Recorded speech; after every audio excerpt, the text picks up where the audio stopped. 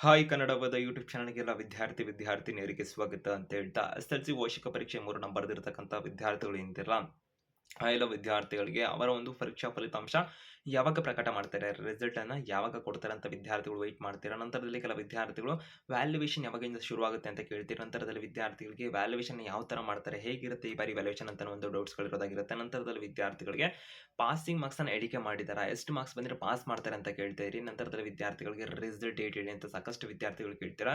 So, ಇದಕ್ಕೆ ಸಂಬಂಧಪಟ್ಟಂತೆ ಎಲ್ಲ ಒಂದು ಅಪ್ಡೇಟ್ಸ್ ಇನ್ಫಾರ್ಮೇಷನ್ ಮಾಹಿತಿಗಳನ್ನ ವಿದ್ಯಾರ್ಥಿಗಳು ತಿಳಿಸ್ತಾ ಇರೋದಾಗಿರುತ್ತೆ. ಕರ್ನಾಟಕ ರಾಜ್ಯದಲ್ಲಿ ಎಸ್-ಎಲ್-ಸಿ ವಾರ್ಷಿಕ ಪರೀಕ್ಷೆ ಮರಣ ಬರೆದಿರತಕ್ಕಂಥ ಎಲ್ಲ ವಿದ್ಯಾರ್ಥಿಗಳು ಕೂಡ ರಿಸಲ್ಟ್‌ಗೆ ವೇಟ್ ಮಾಡ್ತಿಲ್ಲ. ಹೆಚ್ಚಿಗೆ ಅಪ್ಡೇಟ್ಸ್ ಇನ್ಫಾರ್ಮೇಷನ್ ಮಾಹಿತಿಯನ್ನು ತಿಳ್ಕೊಳ್ಳೋದಕ್ಕೆ ಕನ್ನಡ ವೇದ ಯೂಟ್ಯೂಬ್ ಚಾನಲ್‌ಗೆ ಸಬ್ಸ್ಕ್ರೈಬ್ ಆಗದೆ ಹೊಸದಾಗಿ ವಿಡಿಯೋ ನೋಡ್ತಿರುವಂಥ ವಿದ್ಯಾರ್ಥಿಗಳು ಈ ಕೂಡಲೇ ಕನ್ನಡ ವೇದ ಯೂಟ್ಯೂಬ್ ಚಾನಲ್‌ಗೆ ಸಬ್ಸ್ಕ್ರೈಬ್ ಆಗಿ ಬೆಲ್ ಐಕಾನ್ ಕ್ಲಿಕ್ ಮಾಡಿ. ನಿಮ್ಮೆಲ್ಲ ಸ್ನೇಹಿತರಿಗೆ ಮರಿದೇ ವಿಡಿಯೋನ ಶೇರ್ ಮಾಡಿ, ಅವರಿಗೆ ಒಂದು ಮಾಹಿತಿನ ತಲುಪಿಸಿ ಅಂತ ಹೇಳ್ತಾ, ಹಾಗೆ ಈ ವಿಡಿಯೋ ಡಿಸ್ಕ್ರಿಪ್ಷನ್‌ನಲ್ಲಿ ಕನ್ನಡ ವೇದ ಅಫಿಷಿಯಲ್ ಇನ್‌ಸ್ಟಾಗ್ರಾಮ್ ಪೇಜ್ ಲಿಂಕ್ ಇರುತ್ತೆ. ಅಲ್ಲಿ ವಿದ್ಯಾರ್ಥಿಗಳಿಗೆ ಸಬ್ಸ್ಕ್ರಿಪ್ಷನ್ ಆಪ್ಷನ್ ಕೂಡ ನೀಡಿರೋದಾಗಿರುತ್ತೆ. ನಿಮ್ದೆಲ್ಲ ಪ್ರಶ್ನೆ ಡೌಟ್ ಇದ್ರೂ ಕೂಡ ನಮ್ಮ ಜೊತೆ ಮೆಸೇಜ್ ಅಥವಾ ಕಾಲ್ ಮುಖಾಂತರ ಮಾಹಿತಿನ ಪಡ್ಕೊಳ್ಳೋದಕ್ಕೆ ಸಬ್ಸ್ಕ್ರಿಪ್ಷನ್ ನಿಮಗೆ ಸಹಾಯ ಮಾಡುತ್ತೆ ಅಂತ ಹೇಳ್ತಾ ವಿದ್ಯಾರ್ಥಿಗಳಿಗೆ ಇದೀಗ ವಿದ್ಯಾರ್ಥಿಗಳಿಗೆ ಸಾಕಷ್ಟು ಒಂದು ಪ್ರಶ್ನೆಗಳು ಬರ್ತಿದಾವಲ್ಲ, ಎಸ್-ಎಲ್-ಸಿ ವಾರ್ಷಿಕ ಪರೀಕ್ಷೆ 3 ಅಂದರೆ ಜುಲೈ ತಿಂಗಳ 5ನೇ ತಾರೀಕಿನಿಂದ ಜುಲೈ ತಿಂಗಳ 12ನೇ ತಾರೀಕಿನ ತನಕ ಈ ಒಂದು ಪರೀಕ್ಷೆಗಳು ನಡೆದಿರೋದಾಗಿರುತ್ತೆ ವಿದ್ಯಾರ್ಥಿಗಳಿಗೆ. ಎಸ್-ಎಲ್-ಸಿ ಎಕ್ಸಾಮ್ 3 ನಡೆದಿದೆ. ಸೊ, ಈಗ ವ್ಯಾಲ್ಯೂಯೇಷನ್ ಅಂತಕ್ಕಂಥದ್ದನ್ನ ಜುಲೈ ತಿಂಗಳ 18, 2025ರಿಂದ ಶುರು ಮಾಡ್ತೇವೆ ಅಂತ ಕರ್ನಾಟಕ ಶಾಲಾ ಪರೀಕ್ಷೆ ಮತ್ತು ಮೌಲ್ಯ ನಿರ್ಣಯ ಮಂಡಳಿ ಕಡೆಯಿಂದ ಅಧಿಕೃತ ಮಾಹಿತಿಯನ್ನು ಕೊಟ್ಟರು. ಆ ಪ್ರಕಾರದಲ್ಲೇ ವ್ಯಾಲ್ಯೂಯೇಷನ್‌ಗಳು ಶುರು ಆಗ್ತಿದೆ ವಿದ್ಯಾರ್ಥಿಗಳಿಗೆ ಜುಲೈ 18, 2025ರಿಂದ. ನಂತರದಲ್ಲಿ ವ್ಯಾಲ್ಯೂಯೇಷನ್ ಯಾವ ಥರ ಮಾಡ್ತಾರೆ ಏನು ಅಂತ ಪ್ರಶ್ನೆಗಳು ಕೇಳ್ತಿರಲ್ಲ, ಅದಕ್ಕೆ ಸಂಬಂಧಪಟ್ಟಂತೆ ಮಾಹಿತಿನ ತಿಳಿಸುವಂತಂದರೆ ವ್ಯಾಲ್ಯೂಯೇಷನ್ ಅಂತಕ್ಕಂಥದ್ದನ್ನ ವಿದ್ಯಾರ್ಥಿಗಳಿಗೆ ಉತ್ತರ ಪತ್ರಿಕೆಗಳ ವ್ಯಾಲ್ಯೂಯೇಷನ್ ಮೌಲ್ಯಮಾಪನ ಏನಿದೆಯಲ್ಲ ಅದನ್ನ ಮಾಡಬೇಕಂತ ಸಂದರ್ಭದಲ್ಲಿ ಉಪಮುಖ್ಯ ಮೌಲ್ಯಮಾಪಕರು ಮತ್ತು ಸಹಾಯಕ ಮೌಲ್ಯಮಾಪಕರು ಅಂತ ನೇಮಕ ಆಗಿರ್ತಾರೆ. ಸೊ, ಅವರುಗಳಿಗೆ ಕೀ ಆನ್ಸರ್‌ಗಳನ್ನ ಕೊಡಲಾಗಿರುತ್ತದೆ. ಅಂದರೆ ಮಾದರಿ ಕೀ ಉತ್ತರಗಳು ಅಂತಕ್ಕಂಥದ್ದನ್ನ ಅಂದ್ರೆ ಬಿಡುಗಡೆ ಮಾಡಿರ್ತಾರೆ, ಅದನ್ನ ಕೊಟ್ಟಿರ್ತಾರೆ. ಸೊ, ಅದಕ್ಕೆ ಆಕ್ಷೇಪಣೆಗಳನ್ನೆಲ್ಲ ಸಲ್ಲಿಸೋದಕ್ಕೂ ಕೂಡ ಇಲಾಖೆಯವರು ಅವಕಾಶ ಕೊಟ್ಟಿದ್ರು.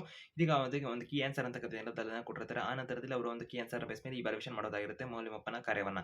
ಯಾವುದೇ ರೀತಿಯಾಗಿ ವಿದ್ಯಾರ್ಥಿಗಳಿಗೆ ಅನ್ಯಾಯ ಆಗದ ರೀತಿಯಲ್ಲಿ ನಂತರದಲ್ಲಿ ಯಾವುದೇ ವಿದ್ಯಾರ್ಥಿಗೆ ಅವರು ಬರೆದಿರ್ತಕ್ಕಂಥ ಒಂದು ಮಾರ್ಕ್ಸ್‌ಗಳನ್ನ ಮೋಸ ಆಗದ ರೀತಿಯಲ್ಲಿ ವಿದ್ಯಾರ್ಥಿಗಳಿಗೆ ಮಾರ್ಕ್ಸ್ ಅಂತ ಸಿಗುವಂಥ ಕೆಲಸ ನಡೆಯುತ್ತೆ. ವಿದ್ಯಾರ್ಥಿಗಳಿಗೆ ಅವರು ಬರೆದಿರುವಂಥ ಸಂದರ್ಭದಲ್ಲಿ ಕರೆಕ್ಟಾಗಿ ಬರೆದಿರೋ ಅನ್ನೋ ಪಕ್ಷದಲ್ಲಿ ಮಾರ್ಕ್ಸ್‌ಗಳು ಸಿಗುವಂಥದ್ದಾಗಿರುತ್ತೆ ವಿದ್ಯಾರ್ಥಿಗಳಿಗೆ.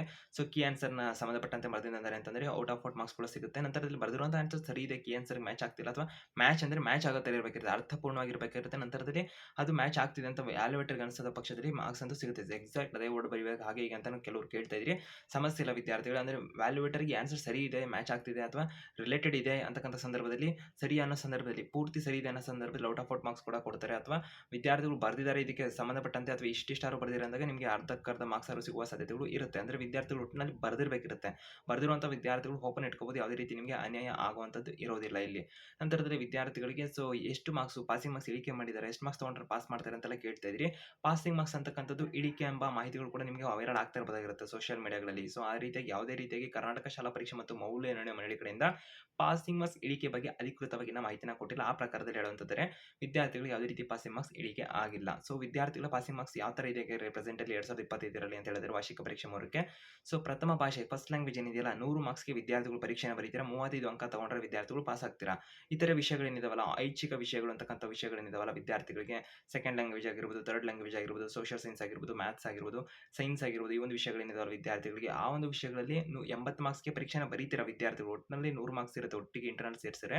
ಆದರೆ ವಿದ್ಯಾರ್ಥಿಗಳಿಗೆ 80 ಮಾರ್ಕ್ಸ್‌ಗೆ ಪರೀಕ್ಷೆಯನ್ನು ಬರೆಯುವಂಥದ್ರಲ್ಲಿ 28 ಅಂಕ ಕನಿಷ್ಠ ಬರಬೇಕಿರುತ್ತೆ ವಿದ್ಯಾರ್ಥಿಗಳಿಗೆ ಪಾಸ್ ಆಗ್ಬೇಕಾದ್ರೆ. ಸೊ, ಈ ರೀತಿಯಾಗಿ ಇರೋದಾಗಿರುತ್ತೆ. ಮತ್ತೆ ರಿಸಲ್ಟ್ ಯಾವಾಗ ಅಂತ ಕೇಳ್ತೀರಿ. ಜುಲೈ 18ರಿಂದ ಮೌಲ್ಯಮಾಪನ ಕಾರ್ಯ ಶುರುವಾಗಿರೋದ್ರಿಂದ 2025ರಲ್ಲಿ ವಾರ್ಷಿಕ ಪರೀಕ್ಷೆ 3ರ ಎಸ್-ಎಲ್-ಸಿ ರಿಸಲ್ಟ್ ಅಂತಕ್ಕಂಥದ್ದು ಏನಿದೆಯಲ್ಲ ಜುಲೈ ತಿಂಗಳ ಕೊನೆಯ ವಾರದಲ್ಲೇ ನಿರೀಕ್ಷೆ ಮಾಡಬಹುದಾಗಿರುತ್ತೆ ವಿದ್ಯಾರ್ಥಿಗಳು. ರಿಸಲ್ಟ್ ದಿನಾಂಕದ ಕುರಿತು ಅಧಿಕೃತ ದಿನಾಂಕ ಬಂದಂಥ ಪಕ್ಷದಲ್ಲಿ ಕನ್ನಡ ವೇದ ಚಾನಲ್ ಬೇಗ ಮಾಹಿತಿಯನ್ನು ಕೊಡ್ತೇವೆ. ಇದಕ್ಕೆ ಚಾನಲ್‌ಗೆ ಸಬ್ಸ್ಕ್ರೈಬ್ ಆಗಿ ಬೆಲ್ ಐಕಾನ್ ಕ್ಲಿಕ್ ಮಾಡಿ.